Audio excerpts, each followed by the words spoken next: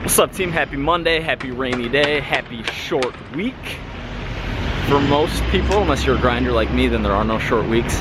I'm headed to the gym right now, and actually there kind of are, because I slept like 13 hours last night. So you could call that a use of a holiday. Going to train, upper, and then a little shake, about an hour and a half of work, Chipotle, got a call this afternoon, standard stuff.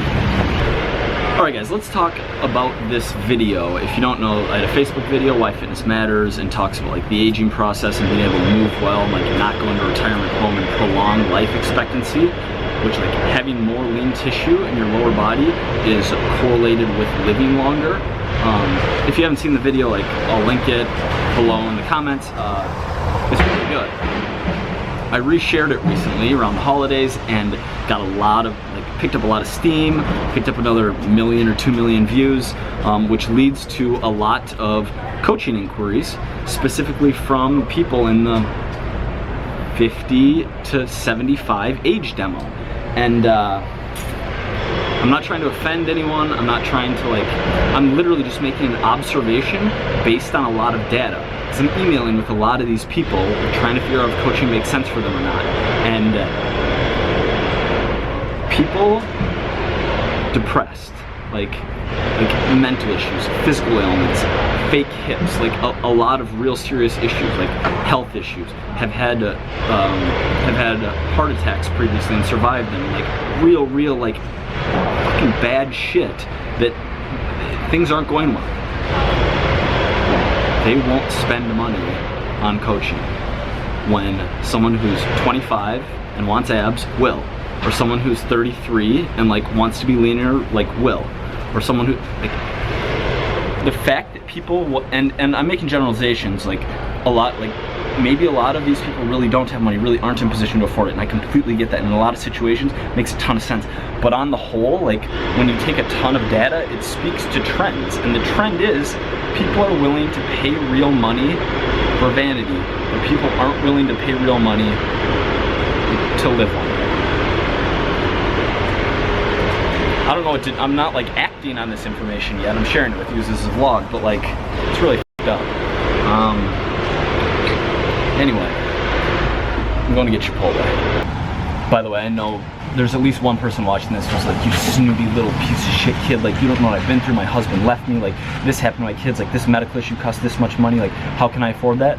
And I completely understand there are many individual circumstances that would lead to not being able to afford something expensive, which my coaching is, but it's trends. I literally had hundreds of coaching applications, people who I was emailing back and forth with, trying to figure out if it made sense, and close to zero were able to proceed because of cost.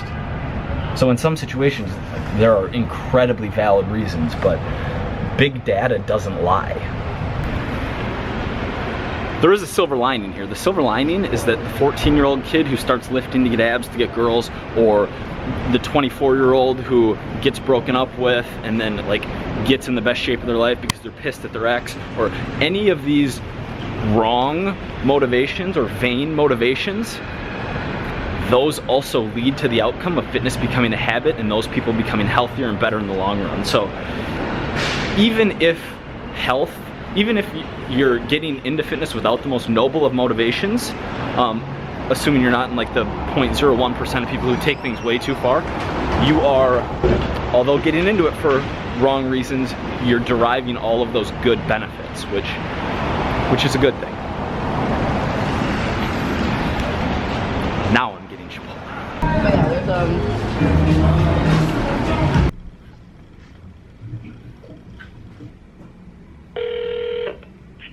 Hello. Hi, is this Margaret? This is Margaret. Is this Mike? Mike Vacanti, how are you? Fine. Alright guys, we're going to wrap up the video here. I'm just editing my talk from earlier today, my analysis of that consumer behavior, call it that. I'm going to throw another caveat on. In case it felt like I was saying anyone I've ever trained was only doing it out of vanity, that's not what I meant. Health is obviously a big motivator, as well as other things, being a good role model or example for kids, feeling better in general. There's more than just vanity to it, but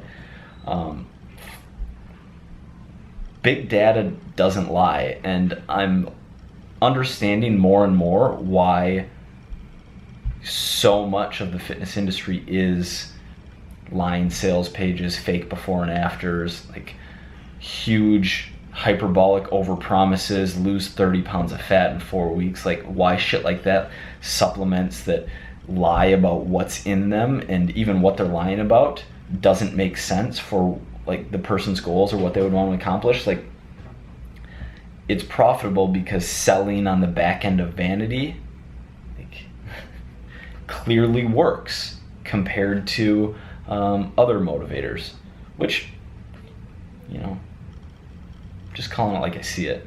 It's fascinating though to me. I don't want to go on like rambling about something I haven't fully thought through too much, but I don't know. I don't know if it's that there are demos of people who don't like, they don't believe that they can change. I was talking to Jordan the other night about that.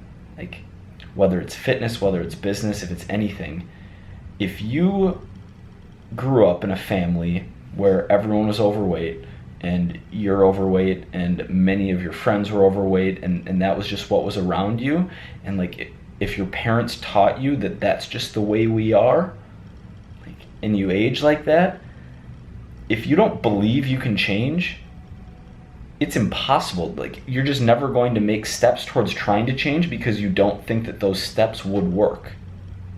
Belief that you can do something is fascinating. It's the first step, and that's why like having fake beliefs or forcing yourself to believe things you might not even believe can be beneficial, because it's at least going to put you down the track, and then whether it ends up being true or not, you're going to find out. And if it was true, even if you didn't believe it, you start executing, you start doing. I'm trying to unwrap this in my head, but we're going to wrap the video up here. Thank you for watching. I'll see you tomorrow.